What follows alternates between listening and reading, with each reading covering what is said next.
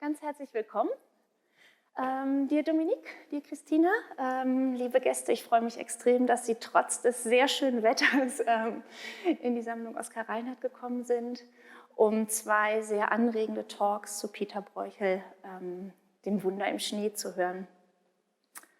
Als Oskar Reinhardt dem Bund seine Sammlung schenkte, hat er eine sehr strenge Auflage damit aufgestellt. Er hat ganz klar gesagt, dass die Werke das Haus für Leihzwecke nicht verlassen dürfen.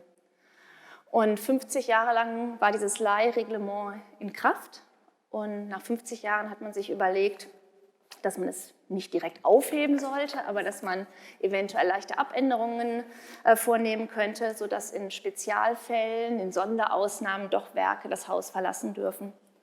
Und so war es, dass unser Werk von Peter Bruegel, die Anbetung der Heiligen Drei Könige im Schnee, 2018 als erstes Werk der Sammlung nach Wien gehen konnte zu der großen Bruegel-Retrospektive Once in a Lifetime. Es war eine sehr, sehr große Ausstellung. Es war wirklich eine Ausstellung, die Once in a Lifetime stattgefunden hat, weil die meisten Bruegel-Werke natürlich nicht reisen dürfen. Und auch für uns war es eine sehr große Herausforderung, dass das Bild die Sammlung verlassen konnte und nach Wien gehen durfte. Und das Besondere ist, dass das Bild nicht einfach nach Wien gegangen ist, sondern dass es tatsächlich an eine Kooperation gekoppelt war. Und die Kooperation sah auch so weit aus, dass man das Bild genau untersucht hat, als es in Wien war. Anlässlich der Ausstellung in Wien sind die Wiener Gemälde, es sind insgesamt 12 Bruegel-Gemälde in Wien, fotografiert worden, makrofotografiert worden, es sind Infrarotaufnahmen gemacht worden, Infrarotreflektoraufnahmen gemacht worden. Man hatte sich also Kameras gekauft und hatte die Einstellungen genau justiert. Und genau unter diesen gleichen Voraussetzungen ist unser Bild auch untersucht worden, bevor es dann wieder zurück in unsere Sammlung gebracht worden ist. All diese Untersuchungsergebnisse waren eigentlich auch ausschlaggebend, dass wir uns überlegt haben, wir wollen eine kleine Sonderausstellung machen zu dem Thema. Wir würden gerne diese Untersuchungsergebnisse präsentieren. Und natürlich haben sich daraus dann noch andere Themen ergeben, die Sie auch in der Ausstellung sehr gut sehen können. Das also zum Beispiel das Thema der Winterlandschaft, das Thema der kleinen Eiszeit. Wie ist das Religiöse dargestellt? Das Wesentliche geschieht am Rande. Wie sieht es um Bosch als Vorgänger aus? All diese Themen werden in der Ausstellung aufgegriffen. Aber ein großes Thema war für uns immer, was haben wir neu herausgefunden? Wie hat Bruegel gearbeitet? Wie sah sein Malprozess aus? Und so war es für uns eigentlich von Anfang an klar, dass wir gerne ein Symposium zu diesem Thema machen würden. And now I'm switching into English. I'm sorry for the German introduction. When we started doing our research on Bruegel, and now I can only talk for myself, I haven't been an expert on Bruegel at all. It was a blank in my mind. So I went to the library, in our library, and I checked out the books we have in the library on Bruegel. And actually it was quite a heavy volume, actually a book consisting of 3 volumes. It was this one, quite heavy, that I picked up in the library. And I started reading, and I was immediately hooked, and I spent many hours reading, rereading, and reconsidering things. And of course, it's a book by Dominique and by Christina, Dominique Allart and Christina Currie.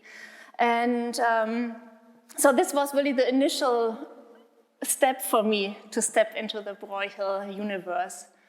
Then we continued our research, we continued our organization, and we decided we would also like to publish a small catalog accompanying the exhibition. And again, we were thinking about who could be authors for the publication, and it was one of the first ideas, it would be great if Dominique Allart and Christina Currie could write the main essay, and we asked you to, and I think we didn't need really a lot of time to convince you. It was luckily pretty soon you agreed, and we were very happy. And and now you're here, and I cannot express how pleased I am that you're now here, because for more than a year you have been sort of really close to us. And thank you very much that you really made the journey and arrived in Zurich today. I would say, before I talk too much now, because we have 2 talks ahead of us, I would really like to introduce you, Dominique. And Dominique, she is a full professor at the University of Liège, and she's head of the Department of Art History and Technology of Fine Arts of Modern Times. And her research mainly addresses the art of the 16th century, especially in the former Low Countries and also in the Principality of Liège, as well as the drawings and paintings of the artist and antiquarian Lambert Lombert. You really specialize in the study of the paintings by Peter Bruegel the Elder and by his sons. And I welcome you again very much. Thank you.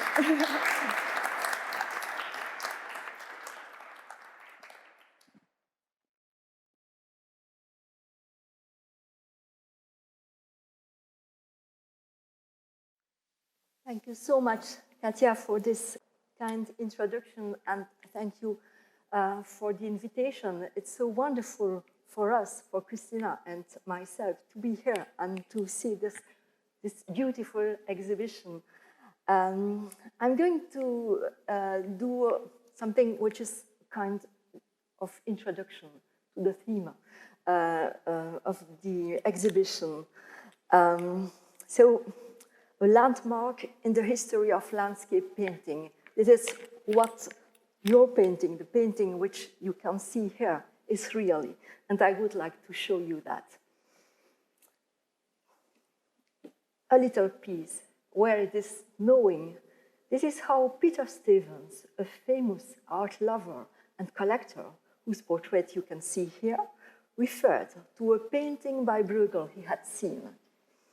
It's highly probable that he was alluding to this exquisite adoration of the kings in the snow from the Reinhardt collection.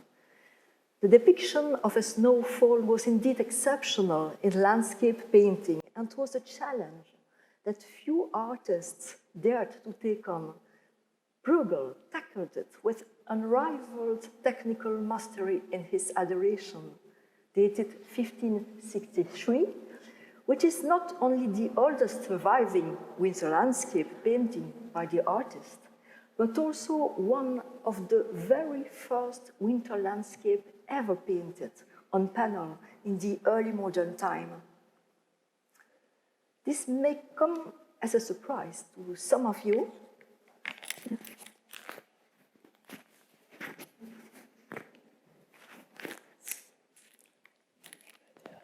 Yes? Is it okay like that? You are able to listen, to hear me? Okay. Yes, this may be a surprise. As the great German art historian Wolfgang Steckhoff once wrote, it almost seems to require a special effort on our part to realize that the painting of winter landscape is but a very recent chapter in the history of Western art. In fact, landscape painting itself appeared late in the history of Western art in the modern era, not before the early 16th century. Joachim Patinier, who was active in Antwerp in the first quarter of the 16th century, played a decisive role in this field. He was the first painter ever to be labeled a landscape painter, Landschaftsmaler. Landschaftsmaler, this was the expression Albrecht Dürer coined to describe the artist's innovative talent, an artist he met during his stay in Antwerp. And in Patinier's paintings, traditional religious subjects are introduced into broad panoramic views that encompass all facets of the visible world, as Europeans pictured it at the time: mountains and valleys, cultivated areas and wilderness, rivers reaching the sea on the horizon.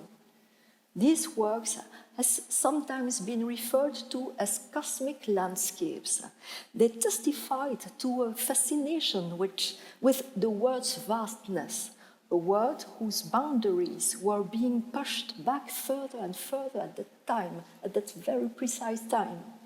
They also reveal an interest for the variety of sights that this vast world offered to the eye. Surprisingly, however, they show no interest in seasonal variations. There were no suggestions of the wintertime in these artist landscapes, of which here is another example. Like in Arcadia, the mythical land celebrated by Virgil in antiquity and by the poets of the Renaissance, these landscapes seem to be enjoying an ideal season, a kind of eternal spring. These landscapes by Patigny date from between 1515 and 1524, the year the artist died. When Peter Bruegel painted the landscape I will focus on today, half a century had passed. In contrast to what we have observed with Patigny, winter was one of Bruegel's favorite subjects, and he paid a great deal of attention to it. In fact, we have preserved no less than 5 panel paintings by the artist showing snow landscapes, out of a total of 40 paintings. This is a significant proportion. An archival source tells us that he also painted a winter scene on canvas, but it has not survived. Bruegel approached the winter theme under various pretexts, as we will see in these 5 preserved paintings. As some Flemish painters from the previous generation had already done, he lent biblical episodes with an appearance that could not have taken place in the Holy Land, but only in his own country and in his own time in the 16th century. For example, the census at Bethlehem and the massacre of the innocents show Brabant villages where characters are dressed like Bruegel's contemporaries. By virtue of a somewhat naive logic, these episodes, which belong to the so-called nativity cycle, were supposed to have taken place around Christmas, that means in late December. This is why they take place in a winter environment characterized by the presence of snow. In the Netherlands at that time, long before global warming, people expected to see snow at Christmas. In Belgium today, this is no longer entirely true. The census at Bethlehem, preserved in the Royal Museums of Fine Arts in Brussels, shows a building that was identified. The one with a crenellated facade in the middle of the painting is featured in an anonymous drawing from the 16th century. There is a legend identifying it as the farmhouse of the Weinigem estate near Antwerp. On this basis, some historians have established that Bruegel's painting was probably executed for the Lord of Weinigem, a certain Jan Vlemming, a member of Antwerp's wealthy elite. On the outskirts of the farm, the peasants go about their chores while the children indulge in snowball fights. In the foreground, you recognize the census imposed by Caesar Augustus, the reason why Mary and Joseph went to Bethlehem. The episode mentioned by St. Luke in his Gospel is not easily identified, given it has been transformed into a tax collection scene. It is probably an allusion to the right of the Lord of Weinigem to collect a fee, which could be paid in cash or in kind. And in fact, we see a farmer bringing a basket of poultry, while others bring a hog they are about to slaughter. A hog is already being bled, its hairs will be burned off and it will be quartered. Traditionally, this process was carried out in December for festive meals.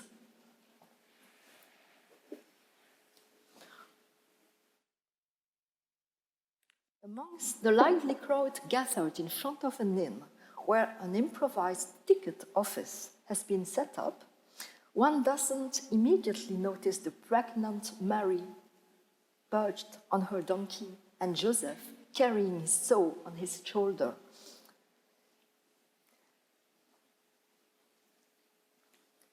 The striking impression left by the painting is the soft snow on the ground, the snow weighing down on the cart tarpaulins and on rooftops in the distance.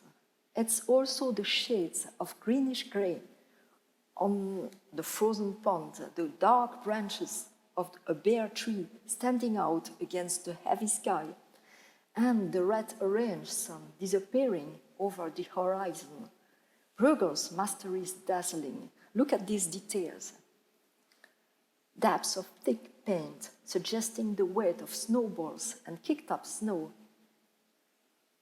Various textures of the walls, wood, crumbling plaster. Accumulated snow on roof ridges. You will see a similar effect in the Adoration of the King from the Allart collection. And look at this detail. Only 3 brush strokes, they were enough to capture the magpie perched on the tree. With the Massacre of the Innocents, we are once again in Brabant or in Flanders, this time on the village square. Bruegel's original composition, which is kept in the royal collection of the British royal family, underwent important alterations at the end of the 16th century or the beginning of the 17th century.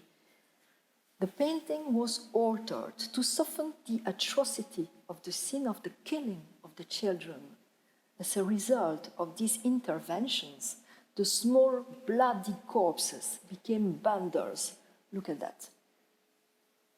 It became bundles. And here it became an animal.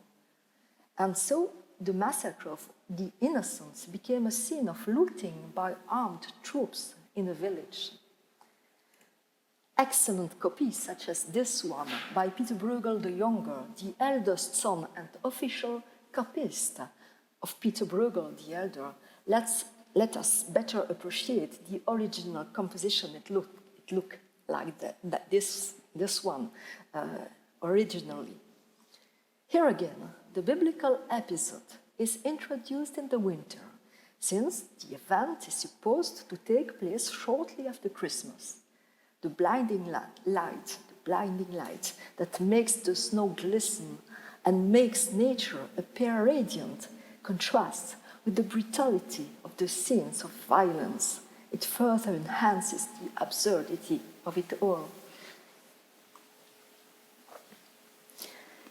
The Adoration of the Kings from the Allart collection is an episode that closely follows the Nativity, is therefore also associated with the rigors of winter and snow. However, Bruegel also conceived other very different formulations for this theme.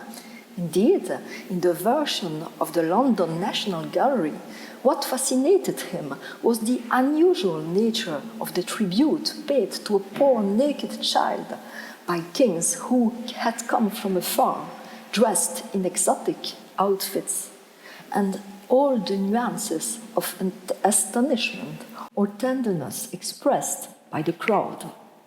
There is no landscape here.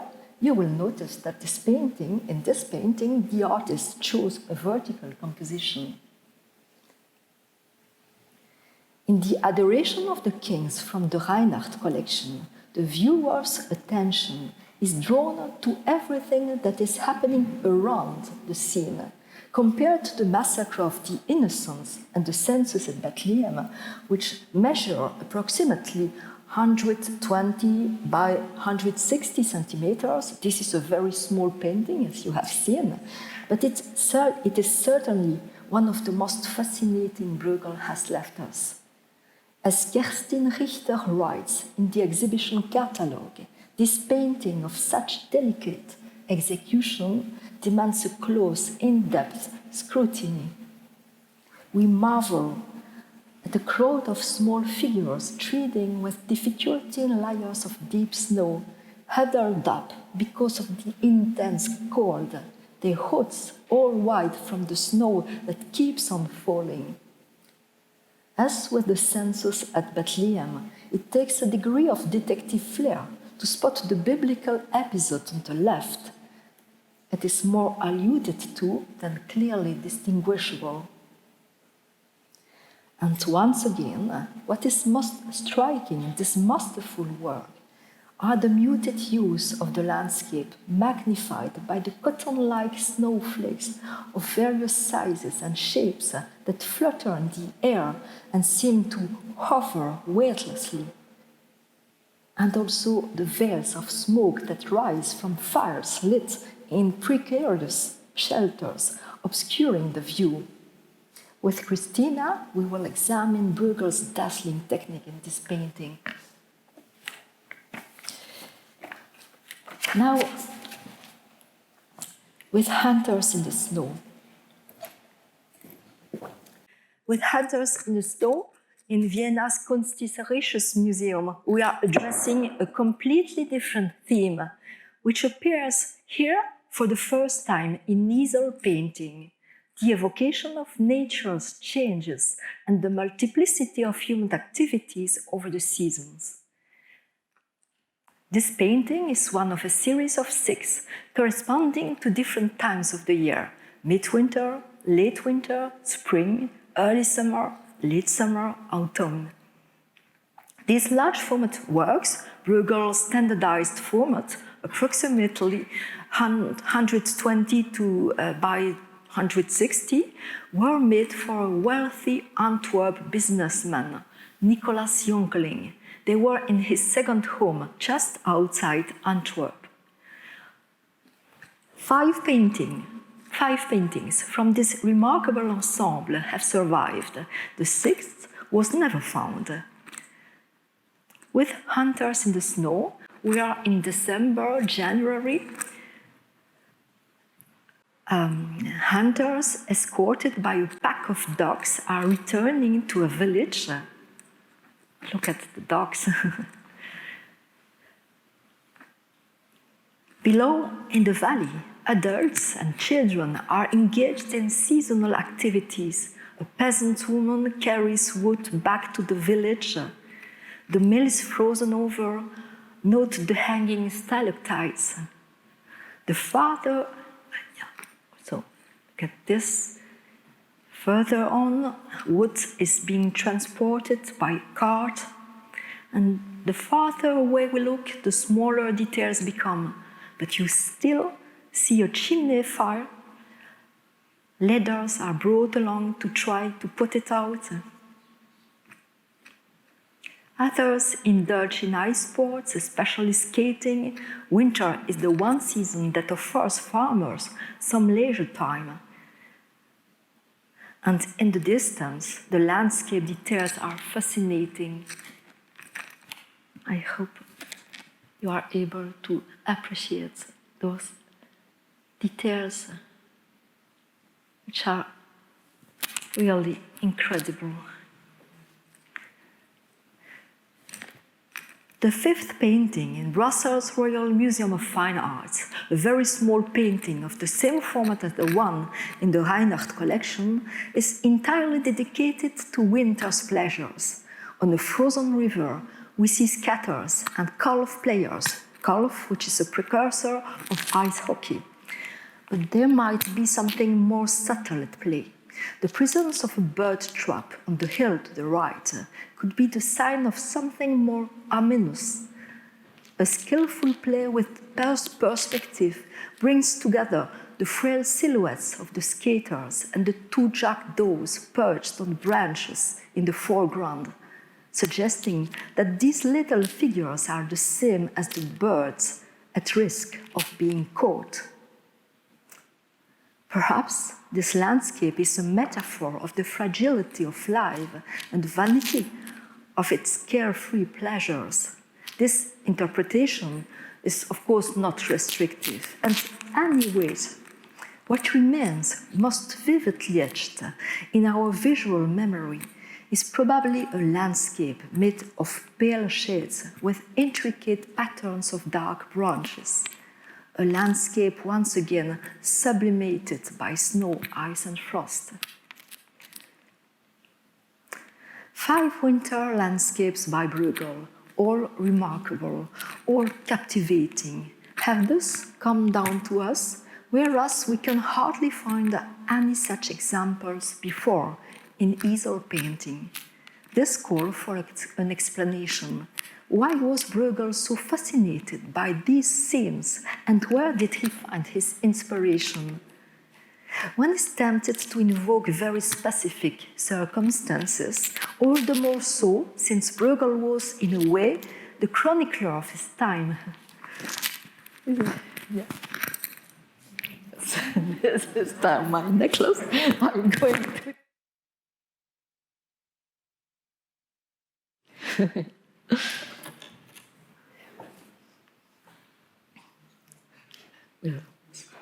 Yes. Can we invoke specific circumstances?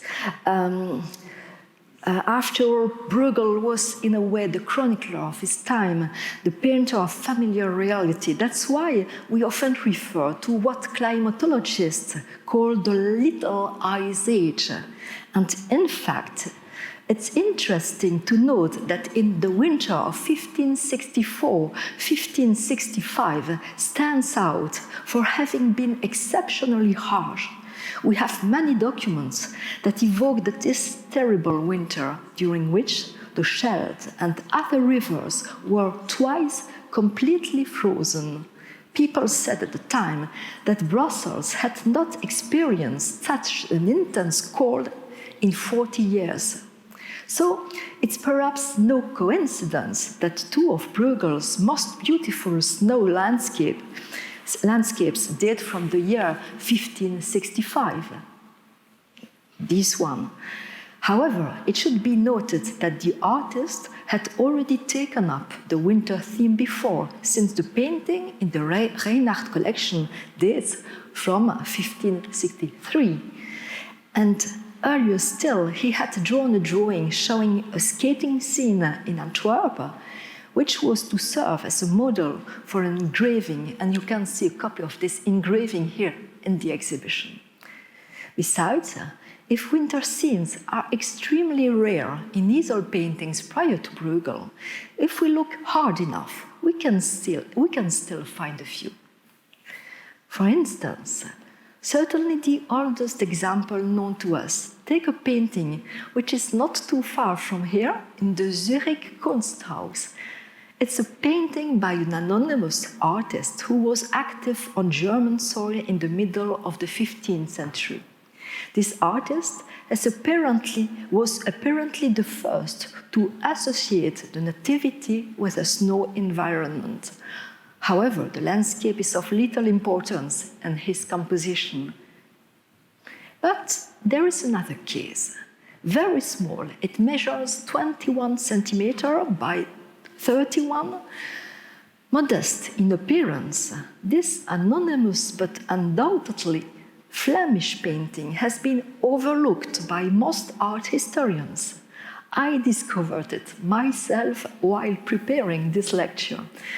And I was therefore mistaken when I wrote in the summary of this lecture previously that the adoration of the kings in the Reinhardt collection was the oldest surviving example of a snow landscape in easel painting. For even if this little painting I'm showing you here is undated, its style suggests that it was painted in the mid-16th century.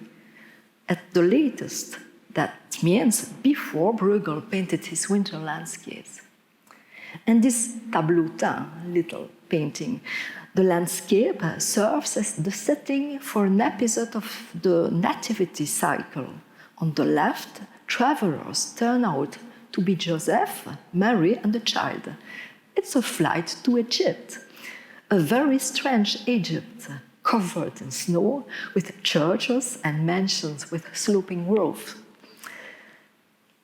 Unexpectedly, this small, unpretentious, and hitherto little little-known work acquires real importance in our current state of knowledge.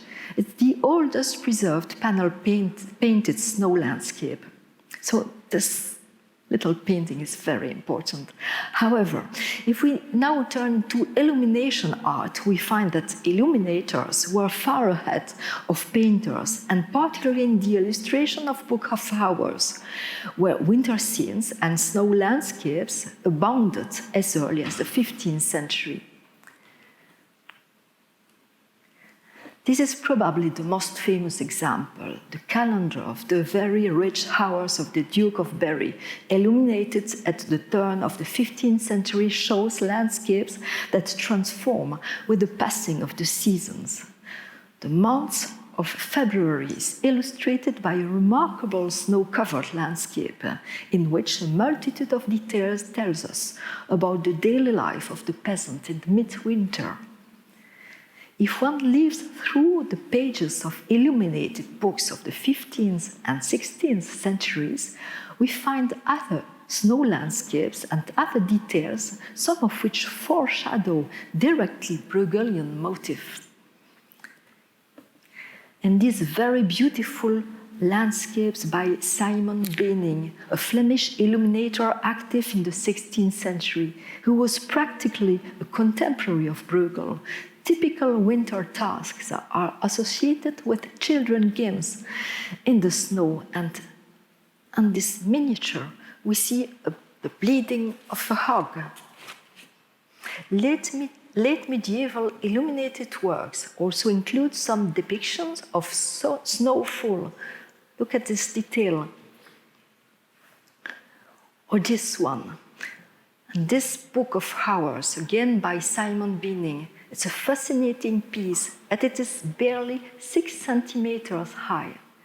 Although this particular detail is only 1.5 centimeters, you can discern tiny snowflakes. There is no doubt that Bruegel interacted with the world of miniaturists and studied such examples. The wife of his master in Antwerp, Peter Cook van Elst, was a woman artist specialized in the art of illumination. This miniaturist, called Maiken Verhulst, of whom we unfortunately have no works, was to play an important role in Bruegel's life. She became his mother-in-law. In 1563, Bruegel married the daughter of Peter Cook, who had long since died. When he himself died a few years later, leaving young children behind him, Maiken Verhulst looked after the family. She certainly contributed to the artistic education of Bruegel's 2 sons. In Zurich's Kunsthaus, once again, you can see this self-portrait by Peter Cook with Maiken Verhulst. So Bruegel was obviously very sensitive to the innovations of the illuminators, probably through Maiken Verhulst.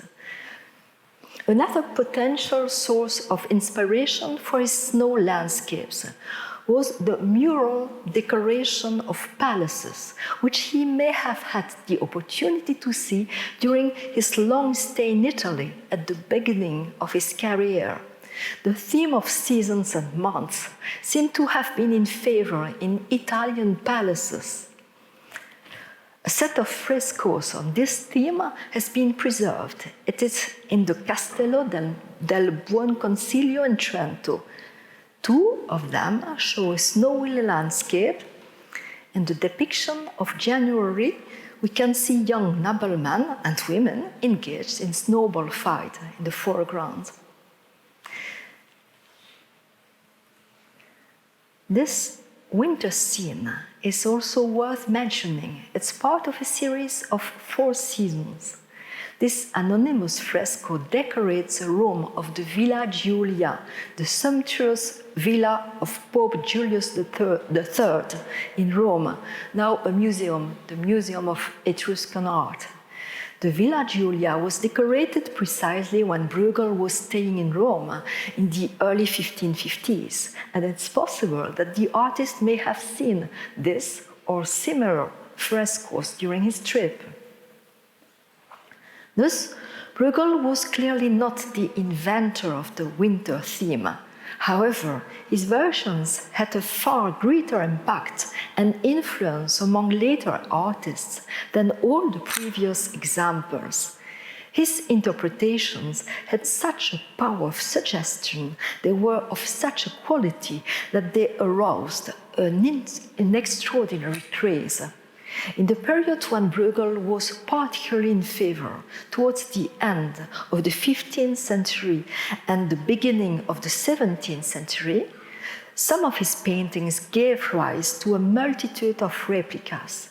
Replicas, what is it? It's identical copies in the same format as the originals and sometimes of confounding resemblance. Many of them were the work of Bruegel's eldest son, Peter the Younger, who will be discussed in Christina's talk. Peter Bruegel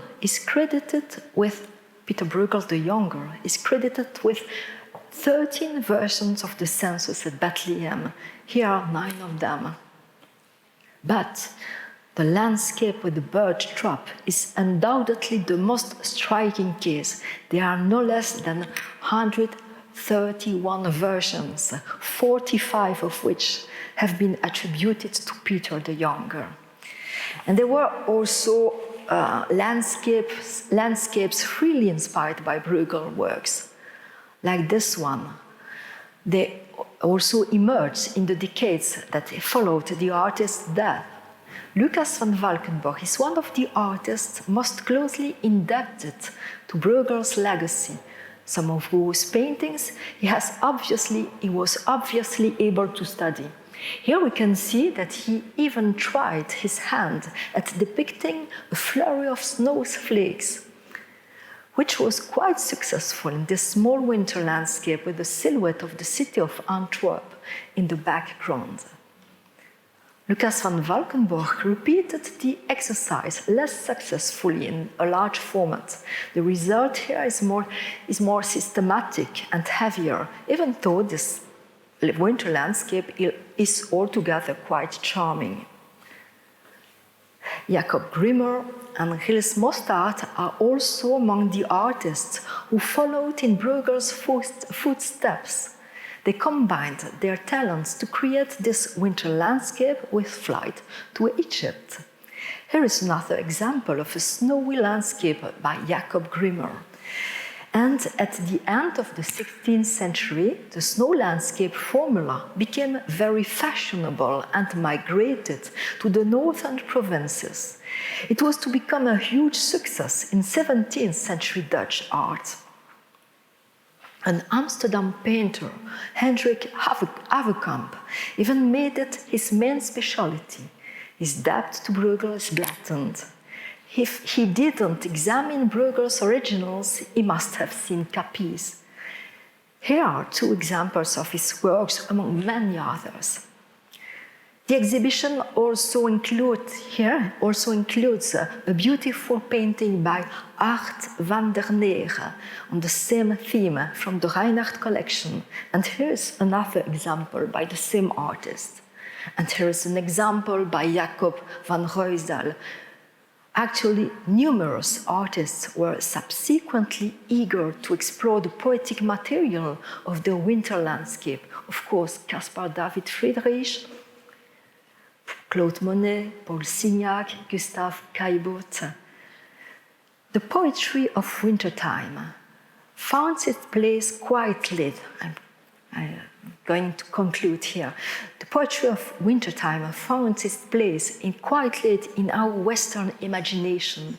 This season had been described by Roman authors in the antiquity as unpleasant and unattractive, but it began to arouse artistic interest in the late Middle Ages. Long before Bruegel took up the winter theme, it had become a source of inspiration for illuminators. It also seems to have been prized in mural decoration, and there is even an example of it, albeit modest and seemingly isolated, in easel painting. However, because of the keen sense of observation and the exceptional talent they displayed, Bruegel's works had a profound effect on artists and people's minds, more than any previous works. They represented a real turning point in the history of Western sensitivity to landscape painting, especially since they enjoyed an unparalleled popularity through the numerous copies and replicas. Thus, these visual interpretations of winter have taken root in our collective Western memory, where they have become the images of winter par excellence. They were the starting point for a real aestheticization of winter, which can be followed in painting. We have seen some of the milestones, but can be followed also in literature and even in music. Our own receptivity to the poetry of winter is the product of a cultural heritage in which these works by Bruegel played a decisive role. Thank you for your attention.